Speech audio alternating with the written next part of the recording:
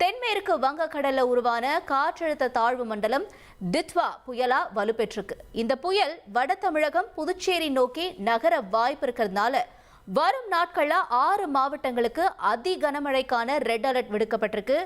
எங்கெல்லாம் கனமழை பெய்யும், புயலால் சென்னைக்கு ஆபத்து இருக்கா என்பது பற்றி விவரிக்க இணைஞ்சிருக்காரு சிறப்பு செய்தியாளர் Salim. Over to you Salim. வங்கக்கடல் அதாவது பே ஆஃப் பெங்கால்ல இலங்கை பக்கத்தில் ஒரு புயல் ஒன்று உருவாகிவிட்டது. தமிழக கடற்கரையை நோக்கி நகர்ந்து வருகிறது. சம்பவ நாளை எல்லாரும் குறித்து வச்சுக்கோங்க. சனிக்கிழமை, வெள்ளிக்கிழமை டெல்டா மாவட்டங்கள் பாதிக்கப்படுது, சனிக்கிழமை டெல்டா மாவட்டங்களும் பாதிக்கப்படுது. புதுச்சேரி செங்கல்பட்டு வரைக்கும் சென்னையை நோக்கி அது வருது. இப்போதைய கணிப்புகள் படி ரைட்.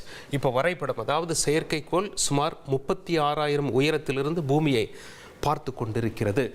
புயலானது அந்த சுழற்சியின் வேகம் என்ன, அது மணிக்கு 15 கிலோமீட்டர் வேகத்தில் இப்போ நாம் பேசிகிட்டு இருக்க நேரத்தில் நகர்ந்து வருகிறது. சென்னையிலேருந்து சுமார் 650 கிலோமீட்டர் தூரத்தில் வந்து கொண்டிருக்கிறது. முதல்ல இலங்கைக்கு போயிட்டு டெல்டா மாவட்டங்களுக்கு தான் வருது.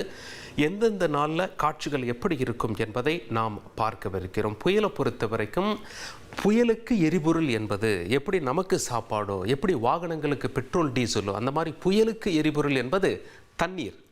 தண்ணீர் இல்லை என்றால் புயல் இல்லை. அதனால் தான் கடல் மேலே புயல் உருவாகிறது. அந்த புயலானது தண்ணீர், அந்த எரிபொருளை கொண்டு மழை மேகங்களை உருவாக்கி வீசிக்கொண்டிருக்கிறது நம் தமிழக கடற்கரை அந்த பகுதியை நோக்கி. அது இன்னும் சற்று நேரத்தில் தீவிரமடையக்கூடும். அப்படி இருக்கையில் ஒன்ஸ் கரையை கடந்து போச்சுன்னா அதற்கு தண்ணி கிடைக்காது, நிலத்தில் பெருசாக தண்ணி இருக்காது, சக்தி இழந்துவிடும். அதனால் கரையை கடக்கும் வரை என்ன நடக்கப் போகிறது என்பதை நாம் பார்க்க வேண்டியிருக்கும்.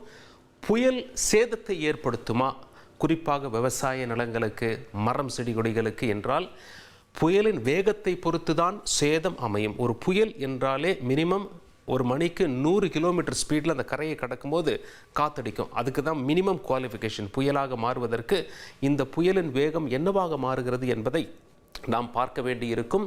வேகத்தை பொறுத்தே சேதம் அமையும். அதெல்லாம் நாம் வரும் நாட்களில் பார்க்க வேண்டியிருக்கோம். ரைட். இப்போ நாம் 27ஆம் தேதி வியாழக்கிழமை பேசிக்கொண்டிருக்கிறோம். இந்த காலகட்டத்தில் புயல் எங்கு இருக்கிறது என்பதை நாம் பார்ப்போம். இங்கே பாருங்கள், இங்கே உங்களுக்கு ஒரு சுழற்சி தெரிகிறதா?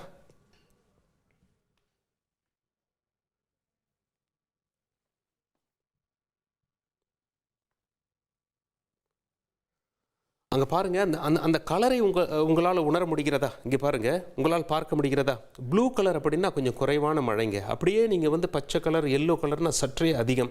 இன்னும் இந்த பிங்க் கலர், அதாவது இந்த வயலட் கலருக்கு வந்தீங்கன்னா வீரியம் அதிகம் என்று நீங்கள் புரிய வேண்டும். தற்பொழுது நாம் பேசிக்கொண்டிருக்கும்